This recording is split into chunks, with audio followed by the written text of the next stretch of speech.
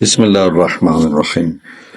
علامہ اقبال کی جو نظم چل رہی ہے جواب شکوہ، اس کے دو شعر حاضر خدمت ہے، اور یہ شعر مجھے ذاتی طور پر بہت پسند ہے، کیونکہ ایک بہت ہماری جو حالت ہے مسلمانوں کی اس پر فٹ ہے۔ فرمایا فرقہ بندی ہے کہیں اور کہیں ذاتیں ہیں، کیا زمانے میں پنپنے کی یہی باتیں ہیں۔ یعنی ایک خوبصورت انداز میں مسلمانوں کی حالت بھی بیان کی اور طنز بھی کیا۔ جو مسلمانوں کی اس وقت حالت ہے اس پر ایک خوبصورت انداز میں طنز کیا علامہ نے۔ فرماتے ہیں کہ تمہارا جو پچھلا شعر ہے، کسی دوست کو یاد ہے یا دیکھا ہے تو وہ لازمی اس کو سمجھ جائے گا کہ تمہارا حرم پاک ایک ہے، اللہ ایک ہے، قرآن ایک ہے، ٹھیک ہے، تو تمہیں تو ایک ہونا چاہیے مسلمانوں کو۔ پھر فرقہ بندی ہے کہیں اور کہیں ذاتیں ہیں، کہیں ذات پات کا تعصب ہے، کہیں فرقہ بندی کا تعصب ہے، ٹھیک ہے۔ تو کیا تم بتاؤ اے مسلمانوں، زمانے میں پھلنے پھولنے کے، نشو و نما پانے کے، ترقی کرنے کی یہی باتیں ہیں؟ نہیں، ہرگز نہیں ہے۔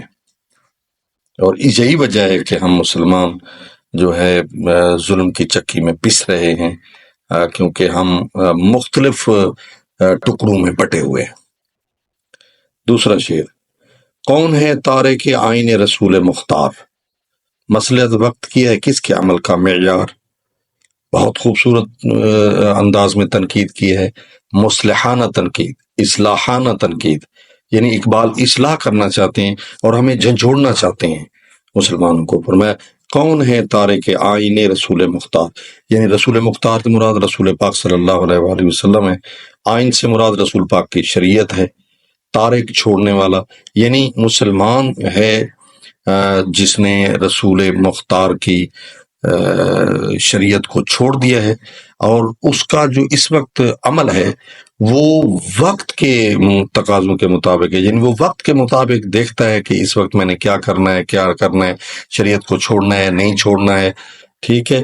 یعنی معاشرے میں نے اس طرح میری جو دنیا بن جائے گی، میرے کوئی عمل ایسا کروں کہ مجھے مال مل جائے، مجھے پیسہ مل جائے، مجھے نوکری مل جائے، مجھے ایسے ایسے دنیاوی فوائد ہو جائیں، اس مصلحت کوشی کی وجہ سے وہ رسول پاک کی شریعت کو چھوڑ دیتا ہے۔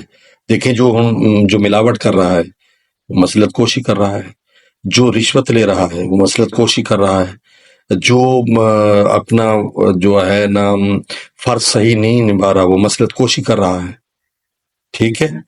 تو اس لیے جو ہے نا شاعر کہتا ہے کہ نہیں، اپنی حالت کو بدلو اور یہ چیزیں فرقہ بندی اور رسول کی شریعت کو چھوڑنا ترک کر دو، بلکہ پھر رسول کی شریعت پر چلو اور ایک ہو جاؤ، نیک ہو جاؤ۔